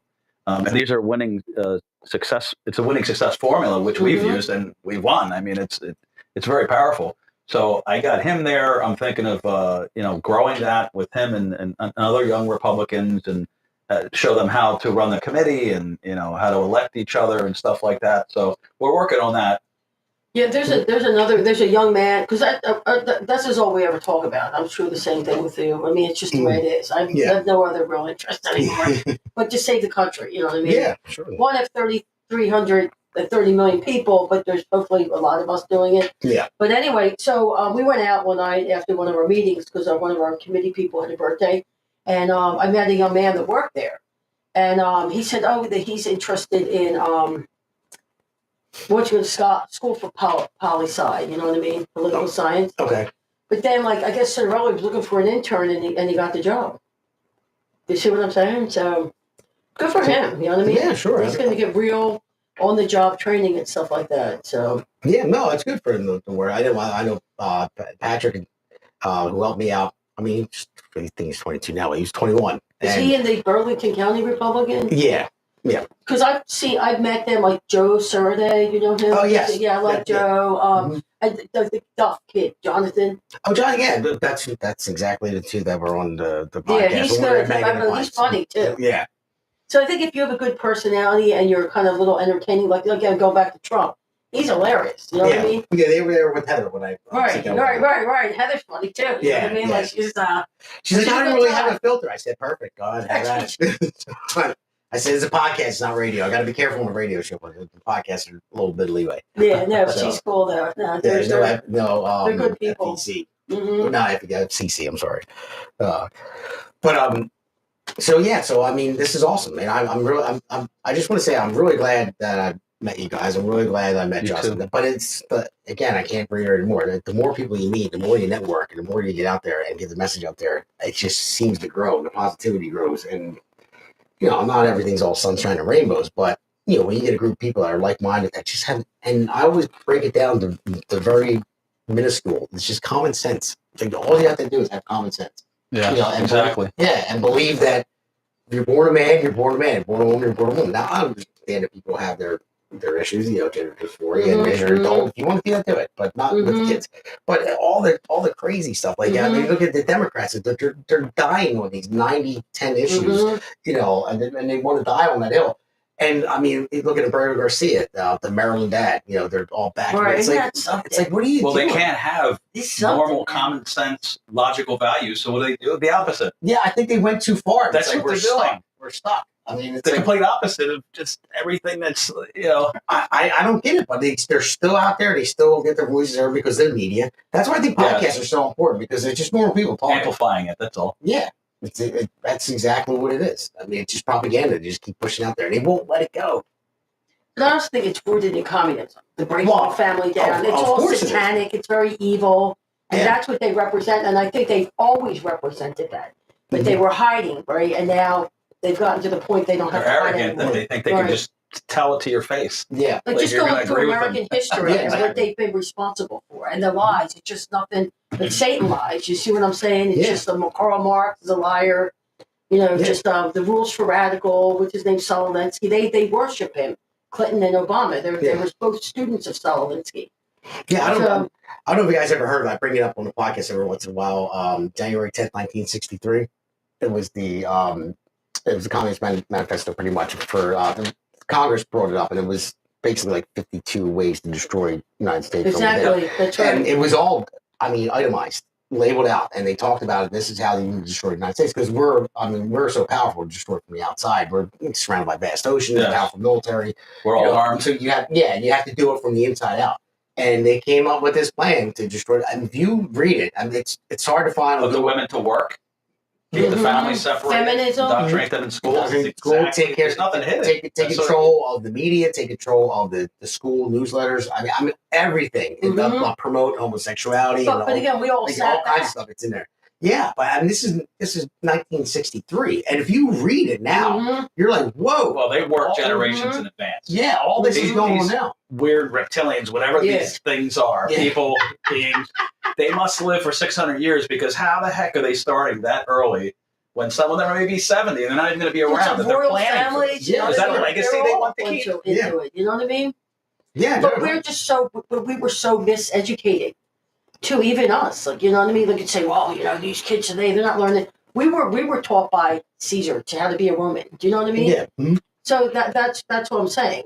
But now those days are gone for me, because my eyes really got opened in 2020. Like with this COVID stuff, I'm like, well, this is evil what they're doing. That was sent for a purpose. I mean, everybody's forced to wake up now, which is a great thing.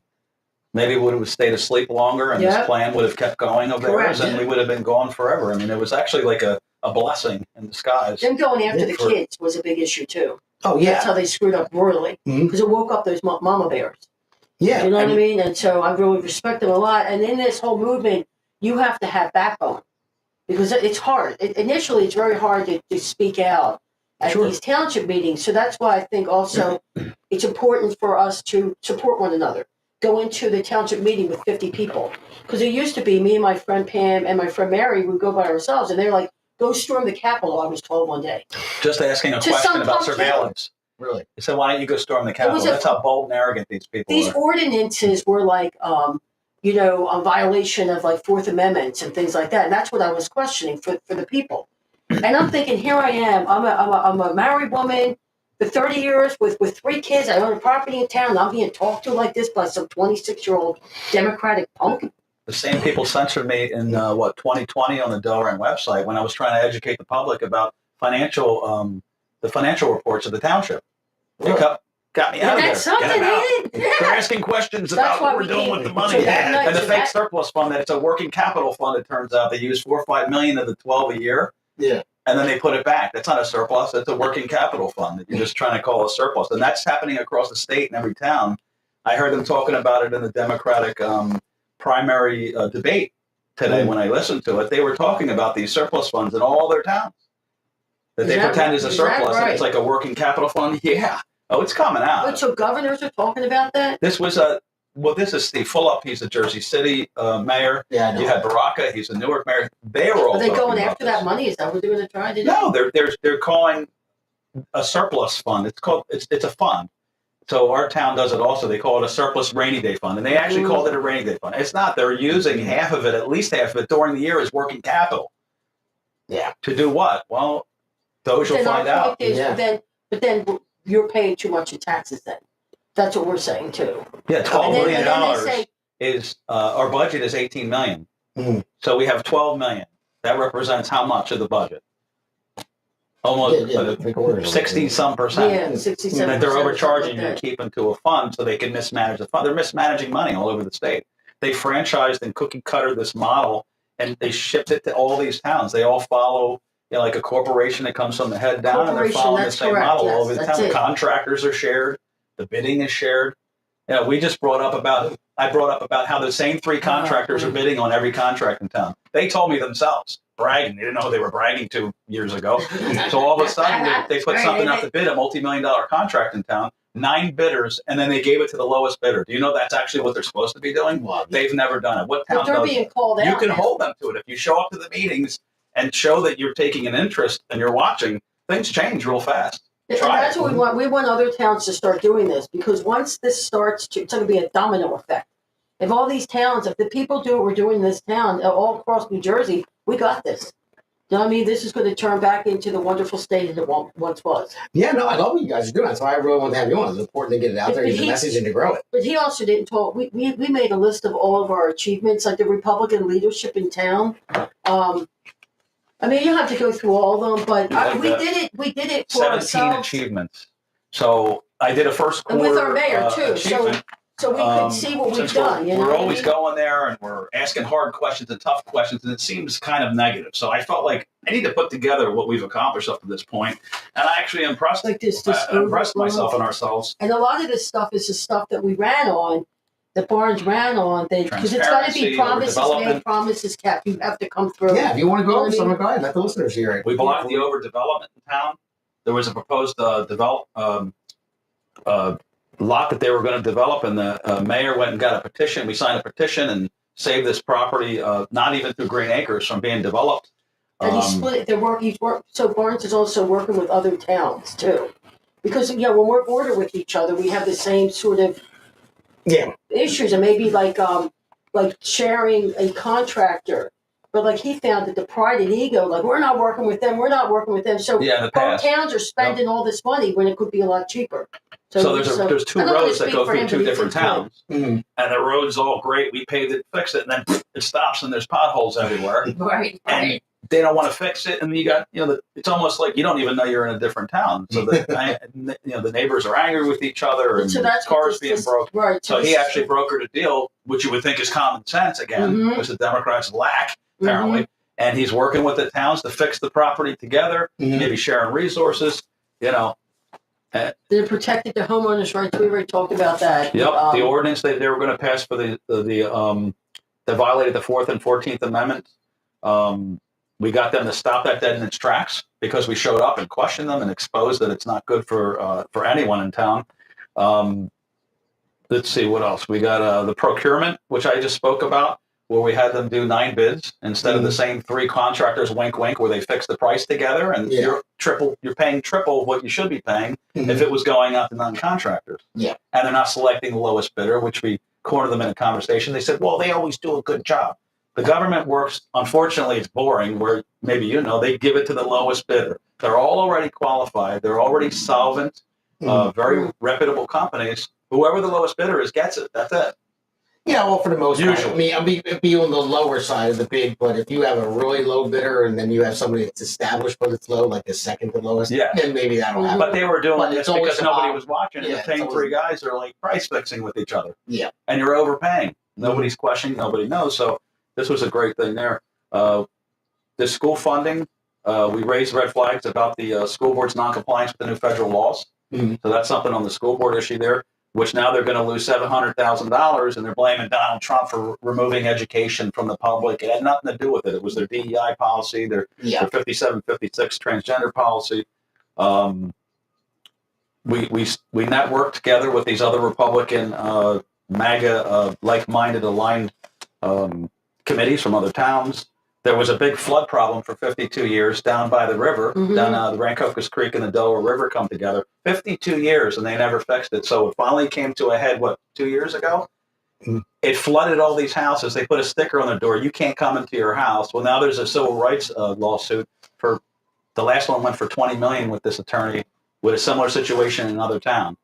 Really? So because they wouldn't act and fix it, so now we forced them to now bring in the Army Corps of Engineers and do it's expensive, $250,000 soil erosion study to start fixing this.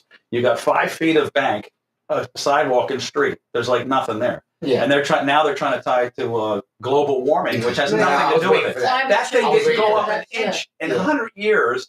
So now they're saying, well, you can get funding if you tie this to the Democrat, what is it, ESG or whatever it's called, the environmental. It has nothing to do with it. We just found out the polar ice caps are the largest in 100 years. Yeah, the ozone hole's gone. Yeah. I just put a nice report together why the ESG is a BS too. And it's all logical science proven. But they're, what they do, the circular money thing. They give it to their buddies and they raise taxes and that's their thing. So we were able to put 17 nice achievements together. But the town was being sued all the time because of this mayor, right? And so, again, this lawsuit here, and it's just like, we have to pay for it. Do you know what I mean? That's why my point was like, this guy has to go. You know what I mean? No matter what we have to do, I mean, busting our butts, banging on doors, getting people involved, having fundraisers, you know, So, all that stuff. and is all this on your website? No. Okay. All right. Well, I mean, This is brand new that I put out, so you can keep that. I gave it to Justin to share. okay. If you give me Inspire your other email, towns I'll put maybe you and on my newsletter list. Okay. So we'll keep you posted on what we're doing. All right. No, sounds good. So we'll do That's that. awesome. But so I also wanted to make a plug too. Like on the website, we have a donate button. So we'd really appreciate any kind of contributions that you could make to the committee for our candidates. So, because unfortunately, it takes money to run these campaigns. You know what I mean? Yeah, it does. Yes, it Yeah, we does. could use your support. It really goes a long way, and we're winning. And yes, it does, and it goes a long way too because we do a lot of the door knocking ourselves, and we don't pay people to do it. We do everything ourselves. So I'd appreciate that. And also, we the people of Delran, for the Delran residents, it'll educate you on all the issues that are going in town and explain them to you and show you why you have to care. Like the pilot program, for example, where they're doing this all over the state, where it gives a tax abatement to the builders.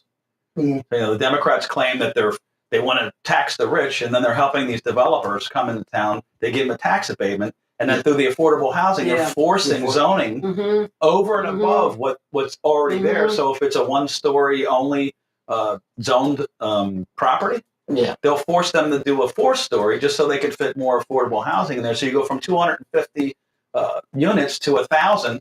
And now you're blowing up all the sewer lines and the water lines and the infrastructure, And the flooding that costs us too is an millions of issue. I dollars think down the that road. we have a lot more flooding than we used to because of all the grass and stuff that would suck up the water. Isn't there anymore? Well, that's why that's why they're building higher because you have to have either retention. So basically, if you're replacing the mass of land with something that's not going to drain, you have to offset it with retention basins and stuff like that to hold water.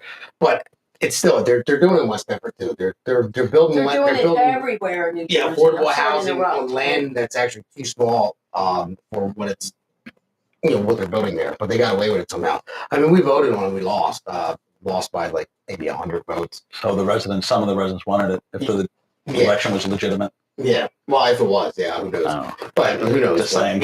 I don't know who would want it because it's just going to overwhelm everything. I mean, there's no public transportation around there. Rarely. I mean, there's very little. You have to walk far to get the public transportation where I live. So why? Taxes never go down. The rates never go down. Mine are going up. But that's what I'm saying. So they both spoke up everybody there. It's financial mismanagement. That's what's happening, and you'll find out if you they're probably pay attention stealing. to your town. We need a Doge in New Jersey, man. It's coming. They're coming. I actually questioned Spady on that. Was one of the questions. What did he I say? said, "What do you think about it, NJ Doge?" And I didn't even know. He mentioned it the week prior in one of his speeches doing the NJ Doge. He's like, "You didn't hear my speech last week?" I said, "No, I actually didn't." And he's promoting NJ Doge. And I think any Republican candidate should be promoting NJ. Yeah, but I think Trump's going to be more involved with New Jersey than we think. And the reason being, too, 100%. he's a business person, economic, right? And that's how bring America back through good jobs and stuff. Look where New Jersey's in between Philly and New York. We're an I think it's a very important state. Yeah. Very important. And he wants to state. fix it so he can fix the rest of the country because we And a have lot of the the businesses most are corruption, leaving here. apparently the most financial mismanagement. I mean, all of our tax money's going up to North Jersey, basically. It has for years. Remember in 2006 when your taxes doubled in 1 year? Mm-hmm. Yeah. Why? Yeah. Why all of a sudden did they double in 1 year? You didn't have increased services. You didn't have increased costs. They doubled Schools, it. too. And that money gets pushed up to Jersey City, Newark. These school The systems, they were school getting systems. $200 million to fail. Yeah. I knew kids from the school. They said, Booker. he told us to fail because if our scores are low, we get more money. And what kind of people do you crank out when they're failing tests on purpose so they can get $200 million?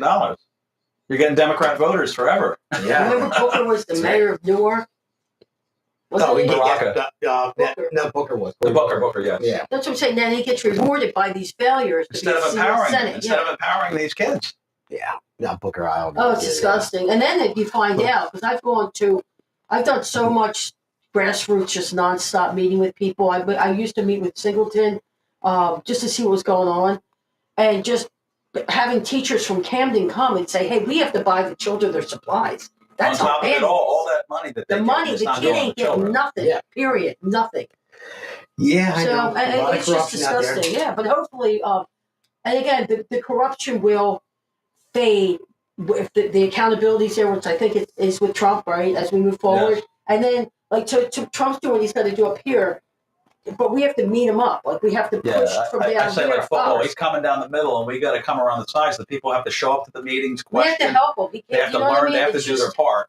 Yeah, no, you're absolutely right. It's like a parent. Do you want your child? You want to enable them forever until they're 50 and say, "Yeah, here's some money," Yeah. and they never do anything for themselves. So we're like children. We have to do our part and become civically involved and engaged. Yeah, That's no, what I'm you're saying. When right. people are like, "He's my guy," and all that, like, get up and help him. You know what I mean? Instead of sitting around watching Fox Feels News great all too. day. Feels great when you do it.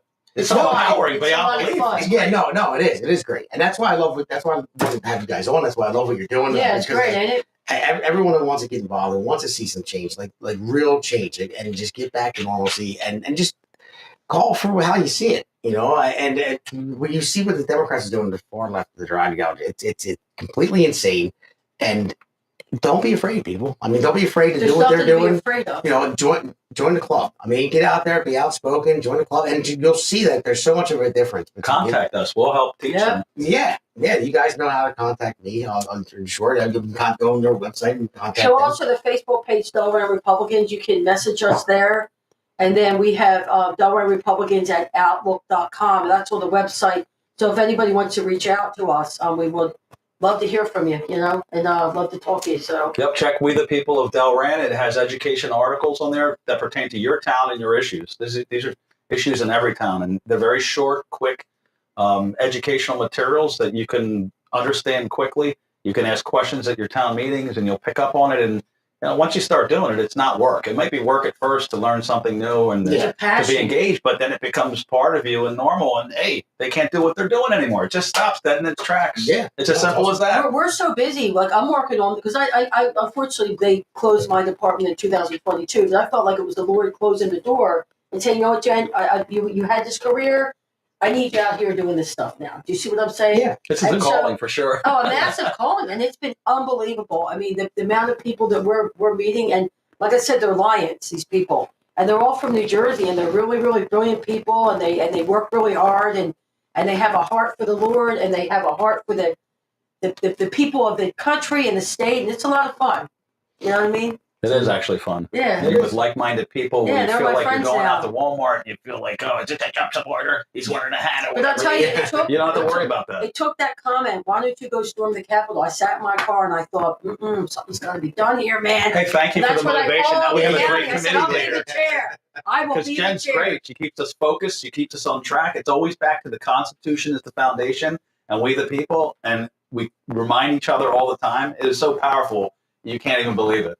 It's amazing. It's awesome. So one other thing, and I got this from another friend, a fellow from Mercer County. They're doing a lot of great work, the people of Mercer County. Mhm. So the people have fought wars for this country and have given up their lives. So for us to just sit back and let it get taken over by communists, you see what I'm saying? Like, can't do it. We have an obligation to those people behind us and to the future people. So it's a duty and it's an obligation. You know what I mean? No, it absolutely is. It's more than a service, and it's just a duty to serve your nation. My son's a Marine. I had to shout out to the Marine 75. There you go. I will. Sorry, I just think that in. But no, guys, I really appreciate you guys coming on. He's watching. I And hope. one of you guys made my night easy. I wanted to let you guys talk about everything you're doing, because when I talked to Jen, she told me what you guys are doing. I said, you guys got to come on.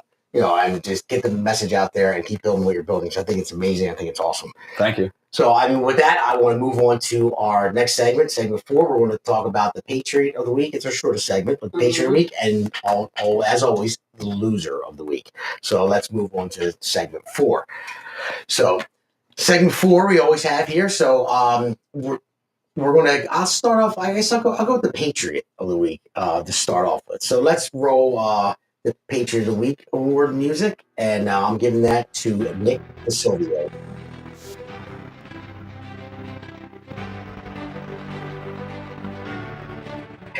Gloucester County Commissioner, great guy. He's a man of his word. He does what he says, and it kind of reminds me of Trump a little bit. Just doesn't have as much money. He's not as popular. Kind of like me. Short Italian, going bald. All Yeah, that no, good I stuff. met him at the Atlantic City Summit that the Republicans had. Oh, okay. No, I thought he was phenomenal. Yeah, Nick's a great guy, Yeah, and I I mean, like him. and he stood up for a lot of things. I mean, he was a union guy like me. He was a union electrician, and I'm a union carpenter. Yeah. And he went up against his union too, because of course, the business agents are all Democrat, and you know, but not the rank and file men and women. They're really not, and they're starting to learn that now. So, but Nick, you're probably watching. I know you watch most of them, or you're going to catch it tomorrow. But you get the Patriot of the Week award, buddy. What So does he get? congratulations. Money, Nice. prize? He just gets the nomination. Oh, that's So that's good. it. We were talking about getting prizes, little plaques, but we need some money for that. So, but we're looking for sponsors, by the way, too, so we can.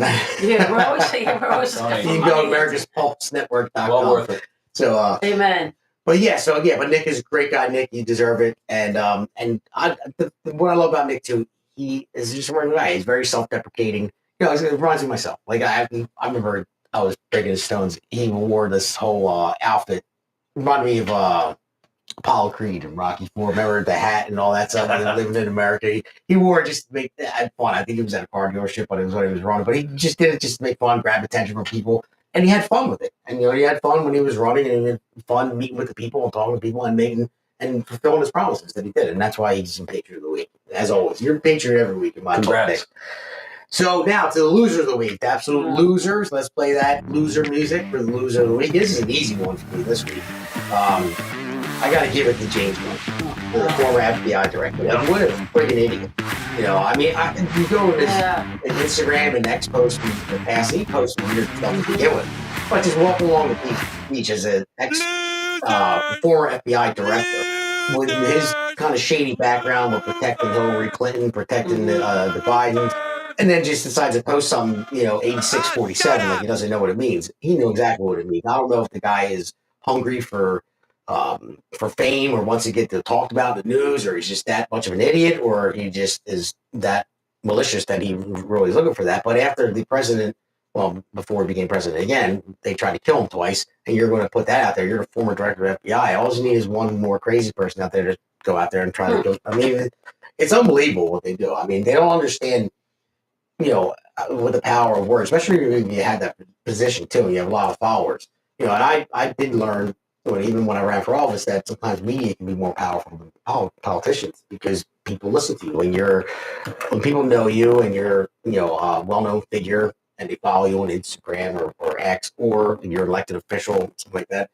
You can sway people so easily just through words, or same thing with the mainstream media. How they straight up lies too. Yeah, if you lie as many times as you want, just keep lying. Eventually, it's going to get believed. You're so blatant, you're shocked, and you're like, it must be true. Didn't Obama pass an EO about that they would not be held accountable for untruths that they said the media? Well, no, that was for social media. That was Section 230. Yeah, Section 230 was if publishing.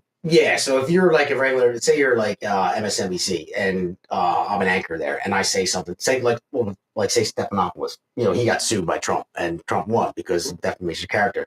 But social media, I was always against that. It was on my platform too, that they can't have their cake and eat it too. So social media basically is a platform that someone creates and allows everyone to use their platform. So what they post, the creator of that platform is not responsible for what somebody else posts. But at the same time, they would censor people and only let you see certain things. They censored conservatives and Republicans and Trump supporters. Yes, that's why I was so against Section 230. You can't have your cake and eat it too. You can't say whatever this person says I'm not responsible for, but then when somebody says something you don't like, you can take it down and not have it seen. So because Snopes said it. The husband and wife that run Snopes are the only ones that know what truth is. Seriously? Yeah, exactly. Huh, that's crazy. So, James Coney, you are the loser of the week. And you have that music. We have stuff from what is it, South Park? That they're like loser. But, so you'll hear when you're. That's a great show. Yeah. But so other than that, then I want to get to we'll talk about the shows. So Mondays, as always, Monday nights 8 to 10, you'll have the Jersey Shore podcast. So Mondays 8 to 10. Then Tuesdays you'll have Alexander Levine live, again 8 to 10 every Tuesday. Wednesdays, new show. We started the first episode, The Pulse, which was a hit last week. We'll have the second episode this Wednesday. Again, that's from 8 to 9. Then Thursday we have my radio show, Jersey Shore Radio, on 92.1 from 5 to 6 p.m. every Thursday. Then Fridays, switching up a little bit. we're just going to re-air my radio show on Fridays because there's not enough time in the week with the kids and the podcast and everything else. And then my plan is to, after the radio show re-airs on the podcast Friday night, is to jump on from home and go for a little bit with some breaking news, what's going on and stuff like that. I won't always be doing it, but when I can, I will. As long as, my kids aren't grabbing my ankles, my wife's not yelling at me for not paying as much attention as I should to her. But yeah, so then there's that.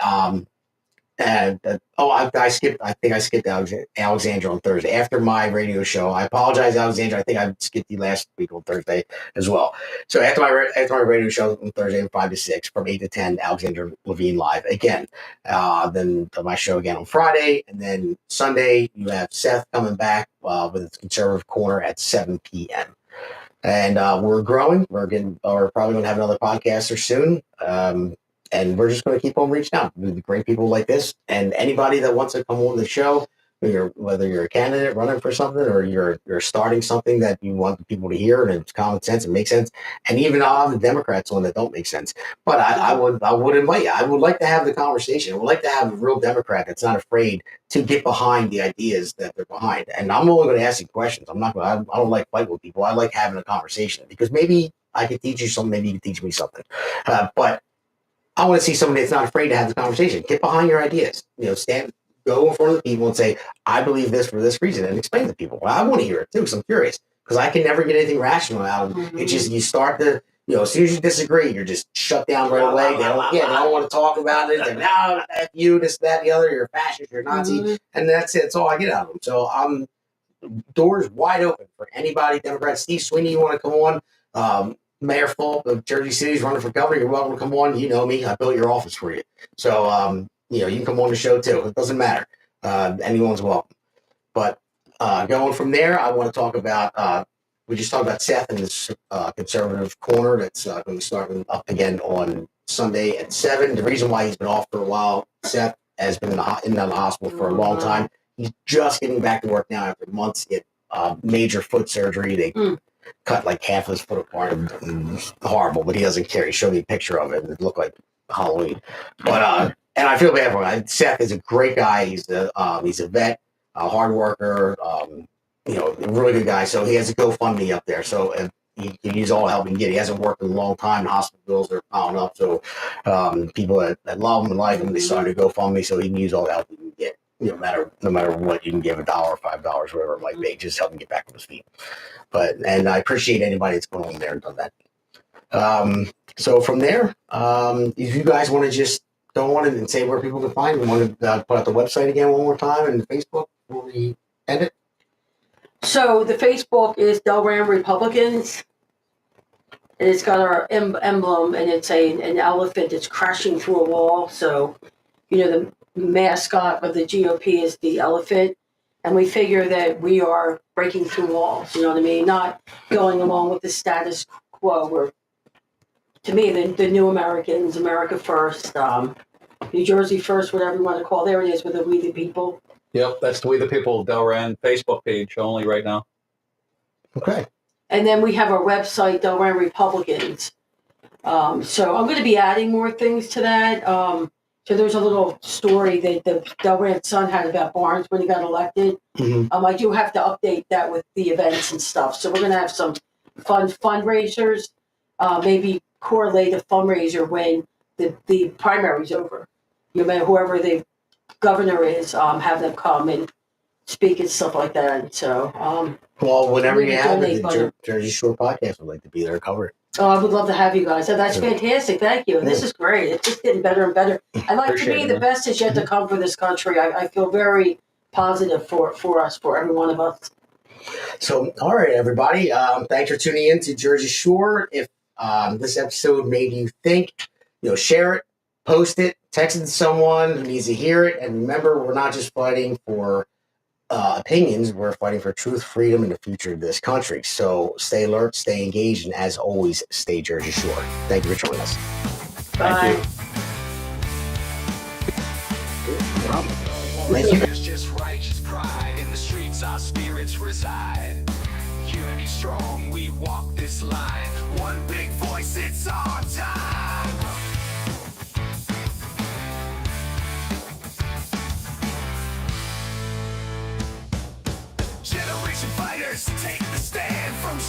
show, we reclaim